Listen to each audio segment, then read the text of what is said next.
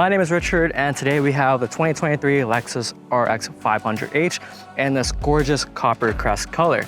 The RX has always been the best-selling vehicle for Lexus for decades now, which means Lexus has to make sure they get things right when they redesign the new RX. And so far, based on looks, it's off to a good start. But let's see how this thing drives.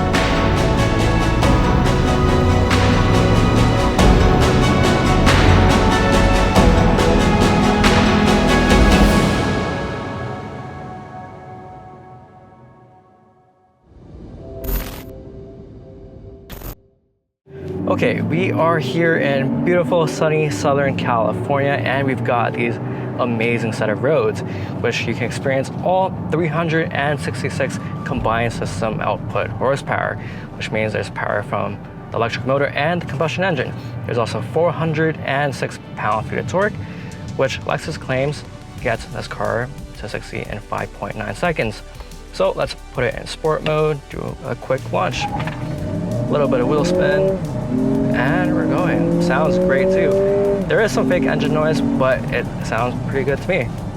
This all comes from a 2.4 liter turbocharged gasoline engine with two electric motors, one in the front and one in the rear. The rear one is completely mechanically independent from the front, and it makes a whole 107 horsepower on its own, which is part of the direct 4 all-wheel drive system that Lexus has. And they call it an e-axle. It's all paired with a 6-speed automatic transmission paddles. They work. They're not the fastest shifting paddles, but when you do have it in automatic mode, actually, it's not that bad. And around here, it actually seems pretty good. And up on these canyon roads, you definitely want good brakes. And they are massive 400mm 2-piece rotors, and they get this thing stopping in a dime. Yeah, really great brakes. And you can also see that it channels air with these vents that they have underneath. Again, you can hear the fake engine noise, but I think it sounds rather good. Sometimes you can feel the disconnect, especially when you're like sending it around these corners between the front combustion engine and the rear motor in the back. You feel how it's a little bit disconnected, and they're like kind of have their mind of its own. But when you're driving like a normal person and not sitting around these corners, you can't really feel it at all. We also do get adaptive variable suspension, but I feel like it's tuned much more towards comfort, which I'm completely okay with for the RX. It's not exactly built for the Nürburgring. It's very nice and refined. It just soaks up all the bumps like nothing.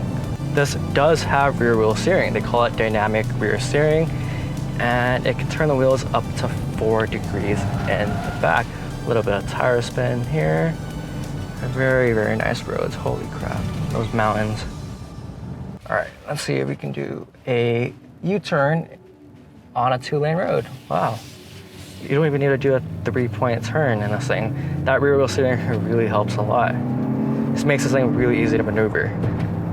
We do get multi-link suspension in the back, and it feels great. And this thing just handles really well. The chassis is much stiffer than before, and it kind of just rotates around these corners really well.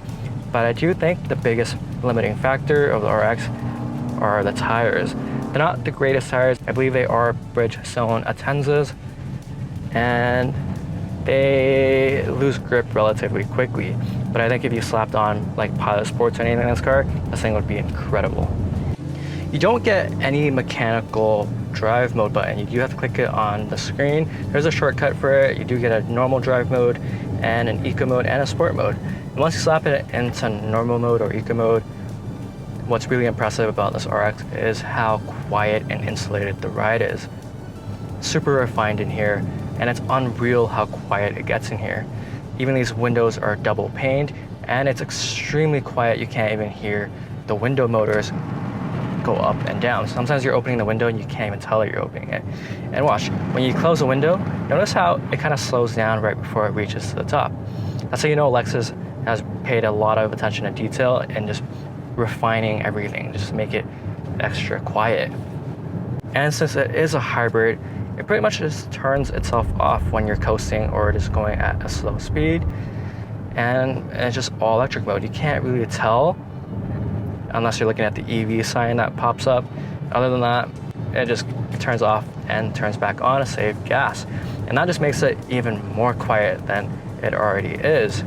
And speaking of the hybrid, this does a combined fuel economy rating of 27 miles per gallon, and you do get 28 miles per gallon on the highway and 27 miles per gallon in the city, which is very impressive for an SUV this size. This RX gets Lexus Safety System 3.0, which comes with front cross traffic, rear cross traffic, blind spot monitors, forward collision, lane departure warning, road sign assistance, and this proactive driving assist, which kind of reduces the vehicle speed when it kind of sees other cars slowing down, which I think is really safe, and it kind of like augments driving using like AI. I think it's a really cool feature. It's not too intrusive, and it just makes driving like around the city much safer, especially if you're like distracted by a little bit. It can slow you down without even being like in adaptive cruise control mode if it sees like a pending collision risk. Of course, there is adaptive cruise control with lane trace assist, and it's a really good system. You do get traffic jam assist under 25 miles per hour, only if you get the subscription though. But I think 25 miles per hour is a little bit too slow, because usually when you're in traffic, you're going above 25 and then under 25 and then above 25.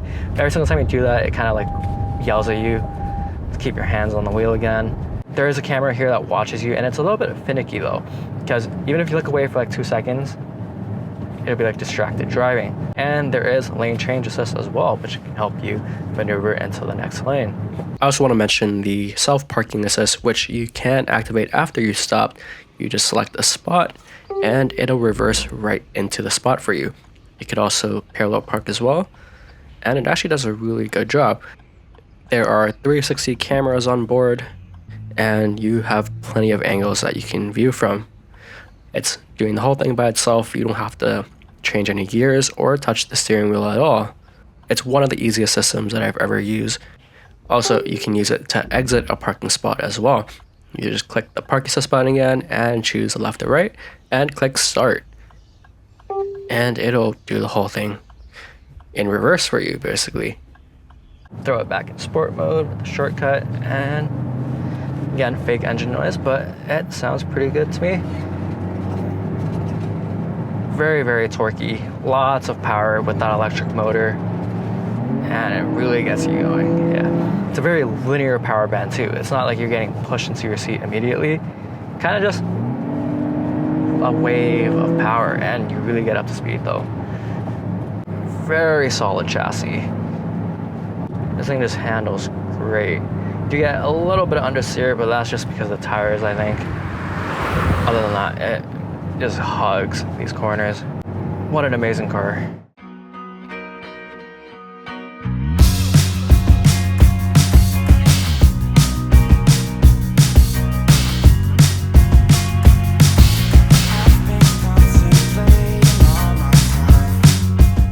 The exterior of the Lexus RX is in a color called Copper Crest.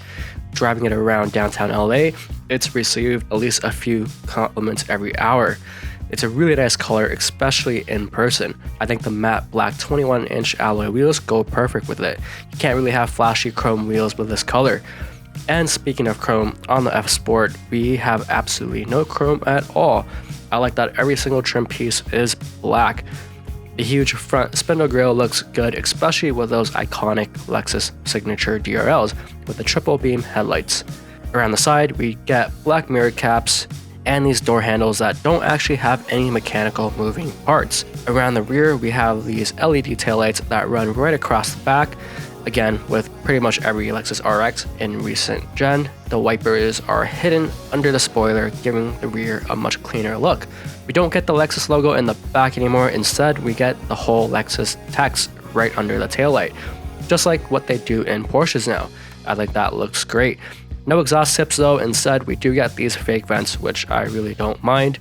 It kind of adds to the electricness part of the car, but also being sporty and aggressive at the same time. We took so many clips of this car in all sorts of sunlight, and it just looks spectacular, especially during sunset. The color just pops.